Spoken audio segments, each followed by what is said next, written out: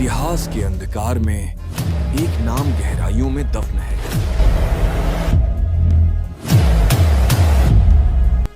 एक योद्धा जो महाभारत को 1 मिनट में समाप्त कर सकता था। यह कथा है 3 बाणों के स्वामी वीर बर्बरीक की।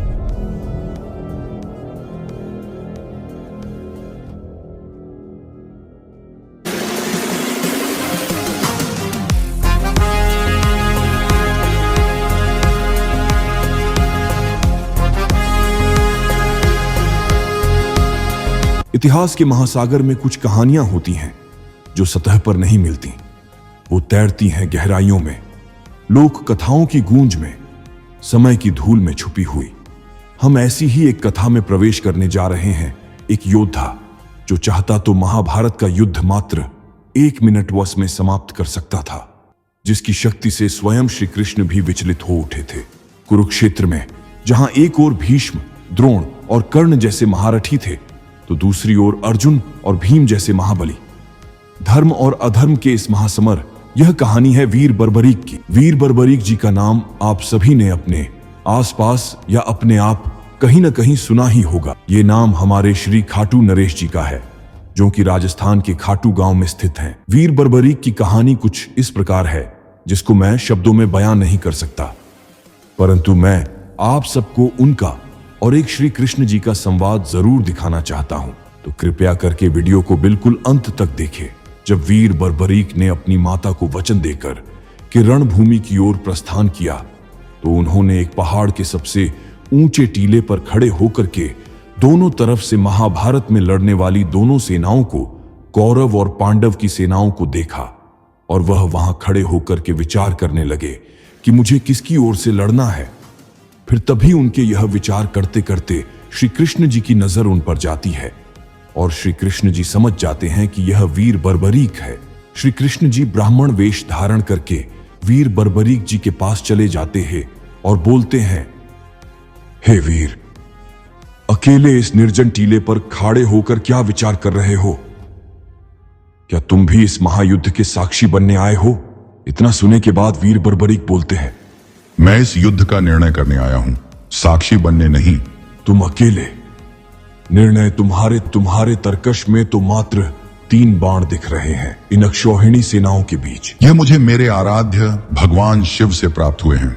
आप इन बाणों की शक्ति नहीं जानते। हे ब्राह्मण, यह तो असंभव प्रतीत होता है। असंभव कुछ भी नहीं। मेरा पहला बाण उन सब पर निशान लगा देगा जिन्हें मैं समाप्त करना चाहता हूं। मेरा दूसरा बाण उन सब पर निशान लगा देगा जिन्हें मैं बचाना चाहता हूं। और मेरा तीसरा बाण समस्त चिन्हित शत्रुओं का विनाश करके मेरे तरकश में वापस लौट आएगा। तुम्हारी बातों में बल तो है युवक, पर बिना प्रमाण के विश्वास कैसे करूं? क्या तुम अपनी शक्ति का कोई प्रमाण दे सकते हो? देखो, जैसे यह पीपल का वृक्ष है, क्या तुम अपने एक बाण से इसके सारे पत्तों को भेद सकते हो?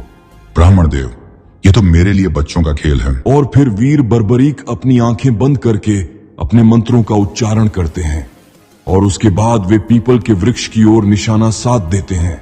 जैसे ही वह बाण छोड़ ढहने वाला होता है, कृष्ण चुपके से एक पत्ता लेकर अपने पैर के नीचे दबा लेते हैं। परंतु जैसे ही वीर बर्बरीक अपना निशाना साध देते हैं, उसके बाद जो उनका साधा हुआ निशाना होता है, वो पीपल के वृक्ष के सारे पत्ते तो भेद देता है, परंतु वह आकर के श्री कृष्ण जी के पैर के पास घूमने लग जाता है, जिससे वीर बर्बरीक बहुत ज्यादा आश्चर्यचकित हो जाते हैं। मेरा बाण आपके चरणों के पास क्यों घूम रहा है? निश्चय ही एक पत्ता आपके पैर के नीचे दबा है। हे ब्राह्मण, कृपया अपना पैर हटाइए, अन्यथा वह आपके पैर को भेद देगा। मेरा बाण उसे भेदे बिना वापस नहीं लौट सकता। उसके बाद श्री कृष्ण हल्का हल्का मुस्कुराते हैं और बर्बरीक समझ जाते हैं कि यह कोई साधारण ब्राह्मण नहीं है, जरूर यह कोई गुरु या ईश्वर है जो मेरी परीक्षा लेने के लिए स्वयं आए हैं। फिर श्री कृष्ण अपने ब्राह्मण रूप को छोड़ के वास्तविक रूप में आते हैं और फिर वीर बर्बरीक जी को अपने दर्शन देते हैं। जैसे ही श्री कृष्ण ब्राह्मण रूप को छोड़कर अपने असली वास्तविक रूप में आते हैं, तो उनको देख करके बर्बरीक बिल्कुल हैरान हो जाते हैं और वे बोलते हैं, प्रभु, आप क्या मुझसे कोई अपराध हुआ है या कोई मुझसे भूल हुई है? अगर मुझसे ऐसा कुछ अपराध या भूल हुई हो तो कृपया करके मुझे क्षमा करे नाथ। बर्बरीक, तुम वास्तव में इस युद्ध को 1 मिनट में समाप्त कर सकते हो। तुम्हारी शक्ति और सामर्थ्य पर कोई संदेह नहीं है और यही मेरे भय का कारण है। मुझे भय है तुम्हारे उस वचन के परिणाम से जो तुमने अपनी माता को दिया है। मुझे तुम्हारी शक्ति से भय नहीं है बर्बरीक। युद्ध में पांडव सेना कमजोर पड़ रही है। अपने वचन के अनुसार तुम जैसा योद्धा पांडव पक्ष में जाएगा, वह पक्ष तुरंत ही सबसे शक्तिशाली हो जाए और कौरव पक्ष हारने लगेगा। इतना सुनने के बाद से फिर वीर बर्बरीक पूछते हैं, तो प्रभु फिर मुझे अपना वचन निभाने के लिए कौरव की ओर से लड़ना होगा या फिर पांडवों की ओर से? यह बात सुनने के बाद फिर श्री कृष्ण बोलते हैं, और जैसे ही तुम कौरवों की ओर जाओगे, पांडव फिर से कमजोर हो जाएंगे। बर्बरीक, यह तो सर्वनाश है। क्या यही धर्म की स्थापना है? इस तरह तुम एक पक्ष से दूसरे पक्ष की ओर घूमते रहोगे और अंत में तुम्हारा बाण दोनों सेनाओं के समस्त वीरों का संहार कर देगा। यह युद्ध धर्म की स्थापना के लिए हो रहा है, किसी एक योद्धा की विजय के लिए नहीं। फिर वीर बर्बरीक मौन हो जाते हैं और उनकी आंखों में गर्भ की जगह अब सत्य की पीड़ा है, क्योंकि जहां एक योद्धा एक ही बार में पूरी समस्त सेना को खत्म करने का सामर्थ्य रखता था, अब वह न तो पांडव की तरफ से लड़ सकता है और ना ही कौरव की तरफ से लड़ सकता है। अब वह मौन हो जाता है। परंतु फिर श्री कृष्ण बोलते हैं, बर्बरीक, इस महायज्ञ में किसी एक परम वीर क्षत्रिय के शीश की आहुति की आवश्यकता है। क्या तुम वह बलिदान दे सकते हो? श्री कृष्ण की यह बात सुनने के बाद बर्बरीक के मन में थोड़ा सा उदासीपन आता है, परंतु वो चेहरे पर दृढ़ निश्चय के साथ बोलता है, प्रभु शक्ति के अहंकार में मैं धर्म का वास्तविक मर्म भूल गया था। आपने मेरी आंखें खोल दी। यदि सृष्टि के कल्याण के लिए मेरे शीश की आवश्यकता है तो यह शीश आपको समर्पित है प्रभु। किंतु मेरी एक अंतिम इच्छा है, मैं इस महायुद्ध को अपनी आंखों से अंत तक देखना चाहता हूं।